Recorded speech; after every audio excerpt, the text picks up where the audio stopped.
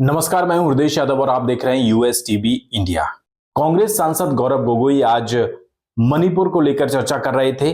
जैसे ही उन्होंने प्रधानमंत्री नरेंद्र मोदी का मणिपुर को लेकर नाम लिया, वैसे ही लोकसभा स्पीकर ओम बिरला ने उनको टोका। लोकसभा स्पीकर ओम बिरला के टोकने के बाद वित्त मंत्री निर्मला सीतारमण खड़ी हो गई और निर्मला सीतारमण और गौरव गोगोई के बीच में तगड़ी बहस हो गई। किस तरीके से क्या बहस हुई, मामला कितना गर्म हो गया, आइए आपको वीडियो दिखाते हैं। बड़ा दिलचस्प वीडियो है, अंत तक जरूर देखिएगा। जब भी कोई मुद्दा महत्वपूर्ण देश का आता है तो प्रधानमंत्री मोदी जी गायब हो जाते हैं। अब हाल ही में मत करिए, आप देखिए। ठीक है, आप एक मिनट प्रधानमंत्री मोदी जी से हम और अपेक्षा करते हैं। एक मिनट, शांत हो जाते हैं, शांत हो जाते हैं। माननीय जब माननीय प्रधानमंत्री जी जब पहले भी सदन के अंदर चलते सदन में पूर्व के प्रधानमंत्री जी भी गए हैं और जब भी माननीय प्रधानमंत्री जाते हैं सदन को सूचित करते हैं, मुझे सूचित करते हैं और उसके बाद प्रधानमंत्री जी हमेशा सदन को सूचित करके ही जाते हैं। सदन में आप टिप्पणी करें जो ठीक नहीं है। हम प्रधानमंत्री का सम्मान करते हैं और प्रधानमंत्री का सम्मान करते हैं। लेकिन इसमें जब हम वर्तमान प्रधानमंत्री का सम्मान करते हैं तो बार बार पूर्व प्रधानमंत्री पे ये लोग अपमानजनक शब्द क्यों करते हैं और उनके बातें रिकॉर्ड पे क्यों आते हैं, इसका भी आप बाद में सोचिए सर। हम सभी प्रधानमंत्री वर्तमान और पूर्व प्रधानमंत्री को सम्मान करते हैं, लेकिन जब भी ट्रेजरी बेंच से अपमानजनक शब्दों का व्यवहार होता है बार बार रिकॉर्ड पे आता है सर, और हमारे तो रिकॉर्ड में रहेगा पता नहीं सर, कल पता चले। वित्त मंत्री, लेकिन जहां पर एक मिनट वित्त मंत्री कुछ बोलिए।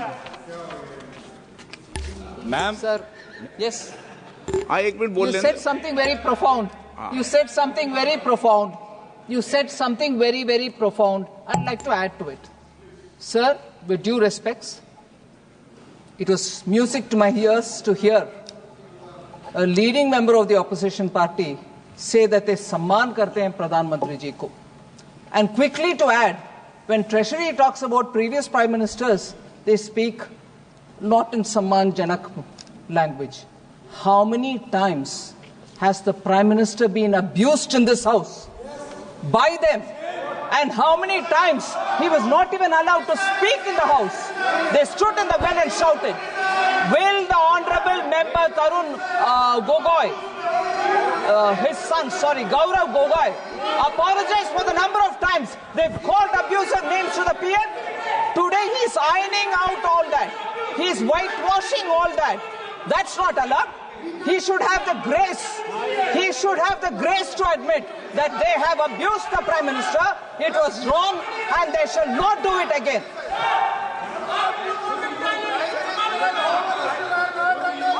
Through you, Honorable Speaker, through you, I request the Finance Minister to read the speech of the Prime Minister during the last session. His entire speech was abusing former Prime Ministers. I have written a letter to you putting on record a number of times he has abused the chair of the former Prime Ministers. So please before pointing fingers, अपने घर में खुद जाके. If it is this very clearly that I have to read the speech, Honorable Finance, I do not expect you. What is this? Honorable, what is this going on? You should not have the patience to listen. Have the patience to listen. You should have the patience to listen. You read through the speech. And look at the way in which all of them are shouting. Look at the way in which all of them are shouting. Now, look at the way in which all of them are shouting. Have the patience right? to listen. What Gogoi said is wrong? Gogoi said is wrong? Is that what they're saying? Is that what they're saying? If Gogoi had the large-heartedness to say that we should not abuse anybody, what's going on? So that shows the attitude of the Congress party. Gaurav ji, आप budget पे जो कुछ बोले हैं, आप आगे बढ़ो sir. आप तो विषय पर मैं आगे बढ़ना चाहता हूँ। यही आपका स्ट्रेटेजी है, यही स्ट्रेटेजी है आपका, सुनने की ताकत नहीं है। दोबारा ये देखिए, यही है, यही स्ट्रेटेजी है, यही स्ट्रेटेजी, ये है सर। बार-बार minister with a good spirit to say that we should respect the Prime Minister. None of them will agree. They don't want to agree. I'll get up every number of times that when an honorable member says you respect the Prime Minister, and that should be the attitude there. No, that member is honorable enough, but not the rest. अध्यक्ष महोदय, अध्यक्ष महोदय, इधर अध्यक्ष महोदय, मैं अध्यक्ष महोदय बीच में बोल रहे हैं। अध्यक्ष महोदय, अध्यक्ष महोदय, ओके, अध्यक्ष महोदय, मैं बात इसलिए उठाया हूं क्योंकि आज हमारे देश के सामने हम प्रधानमंत्री मोदी जी को सुनना चाहते हैं, क्योंकि अमेरिका के राष्ट्रपति ने कहा कि अभी भारत और अमेरिका के बीच में जो टैरिफ्स को लेके जो चर्चा हो चुका है, उसमें भारत ने कबूल कर दिया है कि टैरिफ घटेगा। ये टैरिफ कहाँ आ गया बीच में इस बिल में? सर, टैरिफ क्यों आया मैं बताता हूं। मैं टैरिफ क्यों आता, अध्यक्ष महोदय, मैं आपको आपका प्रश्न में को उत्तर देता हूं। ये टैरिफ इसलिए आता है क्योंकि ये टैरिफ हमारे ऑटोमोबाइल सेक्टर के साथ जुड़ा हुआ है, ये टैरिफ हमारे टेक्सटाइल के साथ जुड़ा हुआ है, ये टैरिफ हमारे जेम्स और ज्वेलरी के साथ जुड़ा है, ये टैरिफ हमारे स्टील नट्स के साथ जुड़ा है, और सबसे महत्वपूर्ण ये टैरिफ हमारे किसानों के साथ जुड़ा है। हमारे किसानों को बचाना है सर, इसीलिए हम जानना चाहते हैं कि भारत सरकार ने कौन से सब्जेक्ट्स पर अब टैरिफ घटाने की बात उन्होंने अमेरिका को सूची किया है। और ये बात तो सर मुझे नहीं लगता कि कॉमर्स मंत्रालय को भी पता होगा, क्योंकि बहुत से चीजें प्रधानमंत्री मोदी जी व्यक्तिगत, उनका पर्सनल मैटर होता है, वो व्यक्तिगत रूप से वो बातचीत करते हैं देश के पक्ष में। नहीं है, अब बैठिए आप देखिए, अनपार्लियामेंट्री क्या बोल रहे हैं पार्लियामेंट का, लेकिन जो विषय है जिस पर डिबेट हो रही है उस पर बात करेंगे ना आप पॉलिटिकल बात करेंगे क्या? ये राष्ट्रपति अभिभाषण पर चर्चा है क्या? बजट पर चर्चा है तो करो आप, ये तो तरीका ठीक नहीं है ना, आप उपनेता हैं। नहीं, ये तरीका ठीक नहीं है। नो, आप बजट पर करें, सप्लीमेंट्री ग्रांट पर करें, मणिपुर की सप्लीमेंट्री ग्रांट पर करें।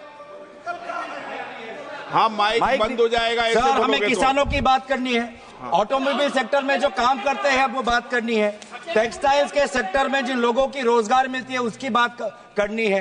तो सर उसके हित में हम बोल रहे हैं कि कौन से क्षेत्र में टैरिफ घटा है, ये बात हमें प्रधानमंत्री मोदी जी बताएं, क्योंकि बहुत से मामलों पर वो व्यक्तिगत रूप से करते हैं निगोशिएट। राफेल के मामलों में व्यक्तिगत रूप से उन्होंने निगोशिएट किया, तो इसमें भी हम जानना चाहते हैं कि कौन से विषयों पर भारत टैरिफ घटाएगा।